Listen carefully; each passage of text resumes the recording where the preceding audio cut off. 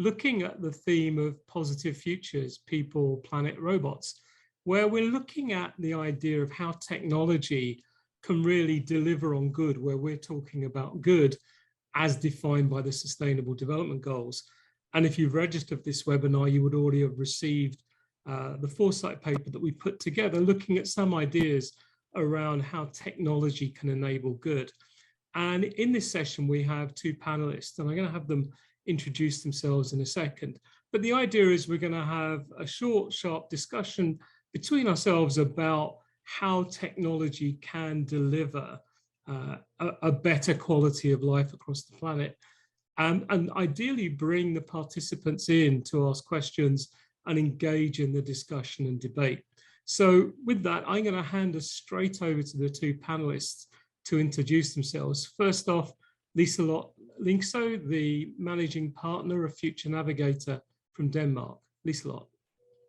Hi, my name is Lisa, and I'm looking very much forward to this discussion. I think it has been a very exciting paper that has been sent out prior to this. And now I lost one of my earbuds. There you go. Is it still working, Brigitte? We can still hear you, even from underneath the desk. I'll keep one under my desk in that case. Basically, I've been working as a futurist for the last 20 years, and I'm looking very much into the transformation and how technology, as I see it, is completely neutral. So it's really up to us as people to transform it into some positive futures. So I'm looking very much forward to doing that here. Excellent. And secondly, we have Margarita Mucibabici, the Public Affairs Manager from UIPath. Margareta. Thank you so much for the kind introduction, Rohit. It's a real pleasure to be here. I work in public affairs and public policy at UIPath, but also involved and supporting the Automation for Good initiative that we are leading. And again, a great pleasure to have this conversation today, and really looking forward to it. Thank you. Excellent, thank you. So let's take it in turns for both of you to share your perspective on what automation for good means to you. Lisa, let's start with you.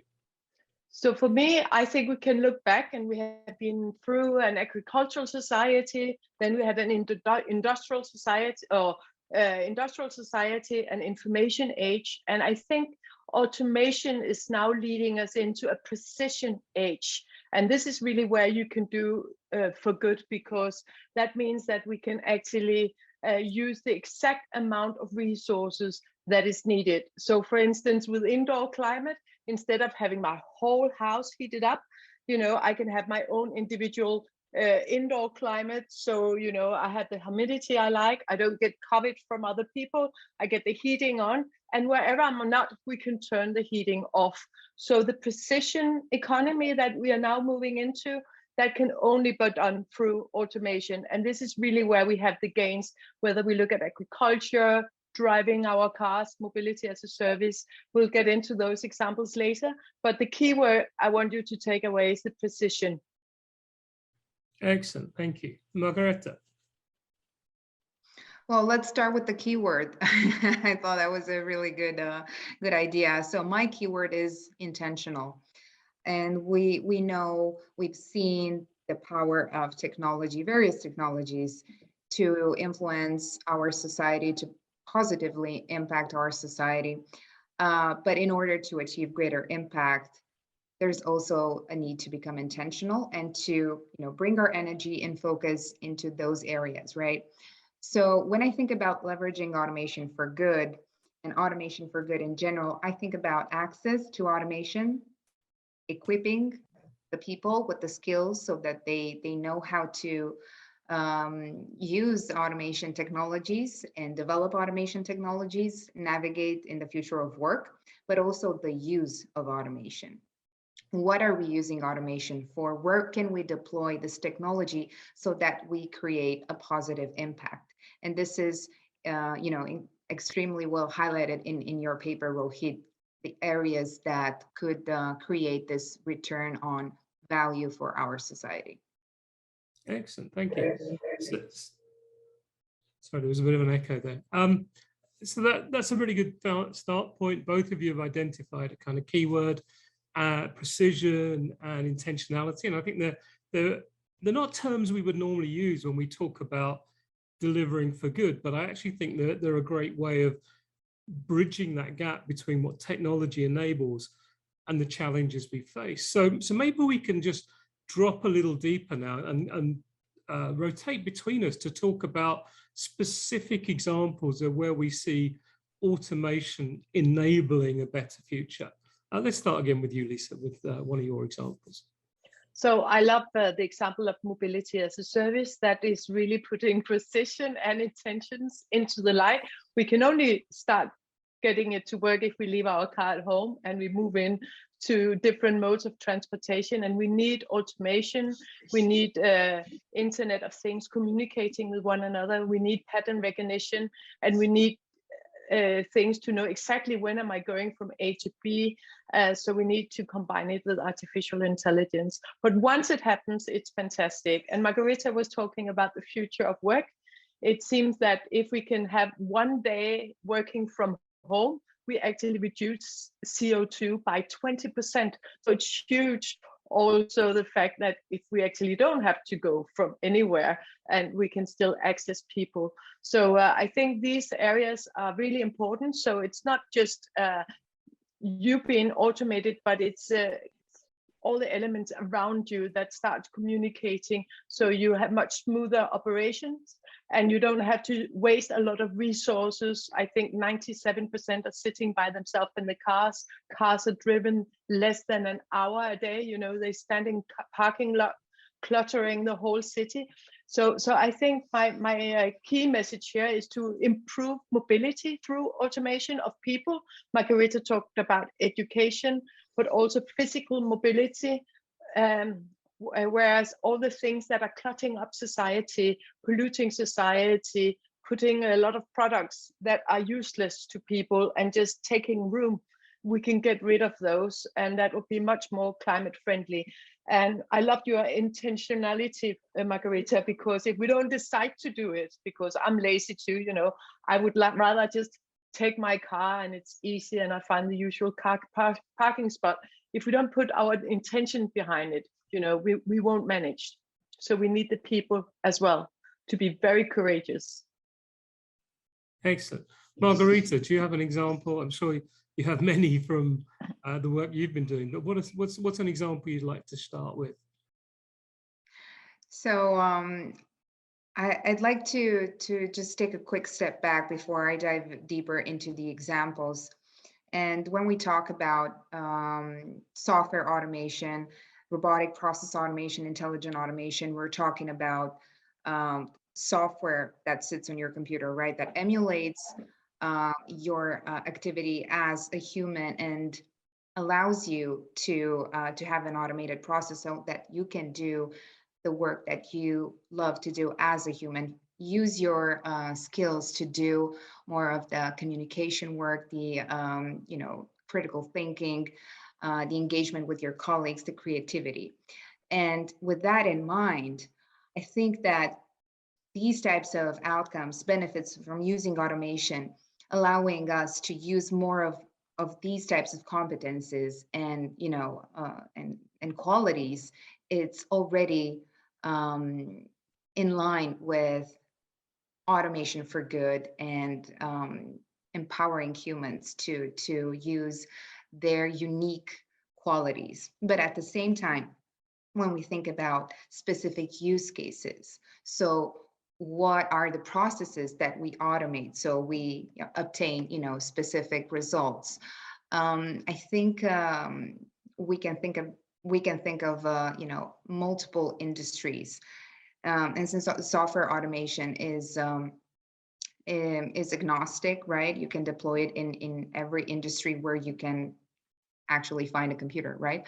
I will start with healthcare, because we all have seen the immense burden that was put on our healthcare organizations and governments during COVID-19 and also at this point in time. And one of the very powerful examples of automation that we have worked on is UIPath, was automating a process with European Medicines Agency. And essentially what we did was help automate a process that helped with the reporting of essential medicine medicine for COVID-19. So there were a lot of processes that had the goal to report the shortages on essential medicine used in treating COVID-19. And with this automation, we managed to reduce the time spent on those manual processes from 40 days to just 7.4 hours. So think about it, 40 days when time is of the essence. And we have other examples in the healthcare industries where we have deployed automation to help and nurses and clinicians automate administrative tasks that they have to do in their day-to-day jobs so that they can focus more on the patients. So in a hospital in Ireland with the Mater Hospital, we managed to save up to 3 hours per day by automating some processes, part of the administrative work that was done. 3 hours per day per clinician. And the examples can go on in right, the context. We'll come back to you and we'll get some more examples Absolutely. in a few minutes.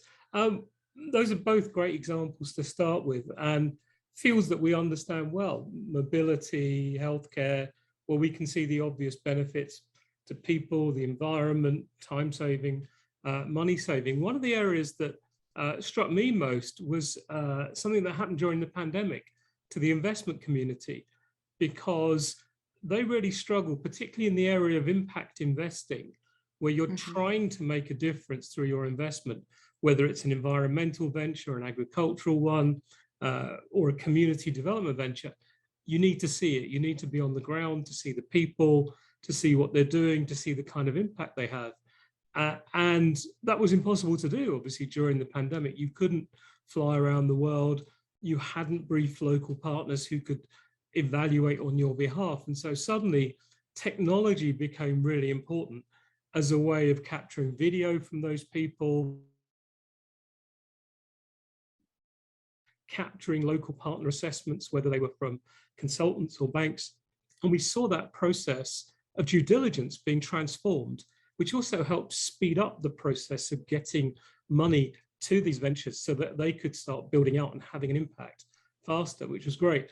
Now what's happened is we realized that there's one area that has not been well served yet, which is the gender lens investing, specifically channeling money to women entrepreneurs hasn't been well dealt with by those platforms. So now there's a real focus on how do we get money to those women entrepreneurs? How do we identify those ventures, evaluate them, and make sure that the causes, because quite often they're also focusing on tackling issues that are related to women that have been underserved. So whether it's healthcare or education or job access. And so how do we make sure we're bringing in the right people to do the local evaluation to say, yes, that's an issue that we need to deal with locally. And the idea that these entrepreneurs have could tackle that idea. So I think the use of technology there, I think, is one that can make a real change and impact multiple of the goals if you're supporting investors who are trying to create impact investments that deliver on that. Lisa, do you have another example you'd like to share with us where you see? I think we see it everywhere, and it will be a normal thing when we look back from the future. It's going to be quite normal to us that, of course, these things are automated. If it's a stupid routine task, why should you do it? So I go back to the precision element, where I really think we have a key transforming part. So if we look at education, that has been for a long time that people have this huge forgetting curve. They don't remember the lecture afterwards, maybe 2%, and really understanding what does it take to use. So turning everything on their head. So starting out with finding out what you do not know, understanding your learning style, and then having this automation around you making it very specific. What do you need to learn, and where are your gaps, so you will manage. And we will really look back and think, I can't believe that we had this one size fits all. And that is also happening at the workspace as we speak. Thanks to the pandemic, we had this crisis making us understand, that we have to move from one size fit all to many different. We are getting this whole biodiversity. And I think, so for me, it's really understanding what we do when we do what we do. So this pattern recognition, and then automating the stuff that we don't do. I do not believe that the robots are taking over. I think we'll be incredibly busy in this future, because we have so many more layers of understanding of how to get something better out of people and the planet. So we'll be incredibly busy because we're having all these insights. So we will need the automation to be set free, to be creative in terms of creating the society that we want. And I love this notion of solar punk, where you use science and then art to figure out. So, there's never been such a short distance between envisioning something and actually being able to create it in digital terms. So what do we want as people? And we need to spend far more time being ambitious about that element. What sort of society do we actually want to create? Excellent. Margareta, would you like to share with us another idea from the work you've been doing that you think is a really good example of this? Of course. I think Lisa's, final comment was spot on. I really like that that collaboration between, what we can imagine right now and how much time do we need to actually make it happen. And I think this is a great, connection to software automation, because the speed, the accuracy, the precision is there, and we can achieve it by leveraging automation. But I would take it a next step. And as you said, Lisa, what for, right? What is like the end goal? Okay, we have all these returns, we have these benefits, but what is the ultimate goal? What are we doing with these returns, with these dividends, with these automation dividends? And here's where we can become intentional. And thinking about an example, or maybe just like a use case, we know that companies are more and more invested in promoting and implementing responsible business practices, whether we're talking about ESG or CSR in general. There are specific goals and targets that each company has pertaining to their industry and their portfolio. And here is an area where automation can help from multiple perspectives. One is the low-hanging fruit, actually. What do we do with all the data that we have? We have to track it, we have to manipulate it, we have to collect it. We're reporting on so many things, right? In order to make sure that our portfolio is green, or is in line with responsible business practices that Rohit was also mentioning earlier. So here is where a place where automation can really help to collect, interpret and bring your data together, right? But then there's also the processes themselves. So here's an example that we have from a company that automated invoices. So a simple automation, invoice processing. But the thing is that they automated more than 4,000, I think 400K like invoices. And the result is that this helped avoiding cutting trees, 320 trees. So here is a small, a simple use case that can have such an impact, right? Think about all the decluttering that automation can help within your organization if you want to have greener targets. Excellent. Some really good examples here. A final one for me is one that I cited in the report, which is around actually the access to the internet. What we know is there are about 2 billion people on the planet who either have no internet access at all or are underserved with internet access. So if we want them to participate in this phenomenal boom of knowledge, of learning, of being able to work anywhere in the world from home and be able to raise their own skills, they need internet access. And that's really difficult in the remotest areas. It's expensive to do. Governments are reluctant to do it. Technology providers are only willing to go so far. But everyone knows they benefit from getting it. And this company called Avialto are creating these high altitude balloons that are powered by solar power and battery technology that can then basically be elevated into the areas where there's poor access and deliver wireless connectivity to those people. So it's a very clever kind of use of developing technologies to then enable. Firstly, are there any other examples that you really want to share that we haven't discussed already, which you think are really good demonstrations of automation being used to deliver on different aspects of the Sustainable Development Goals? I think you talked about gender before, Rohit, and now I'm looking a little bit back. I think we are two women here on the panel, and we're talking about, you know, the driverless society coming and the poor truck drivers and what are they going to do. And I can just say I'm so happy that I don't have to wash the clothes by hands or doing the dishes by hands, and that automation actually set women free to enter the labor market and co-create, being the greatest gift. Sometimes I wake up in the morning, I think, God, I'm so happy that I got born at this specific point in time, you know.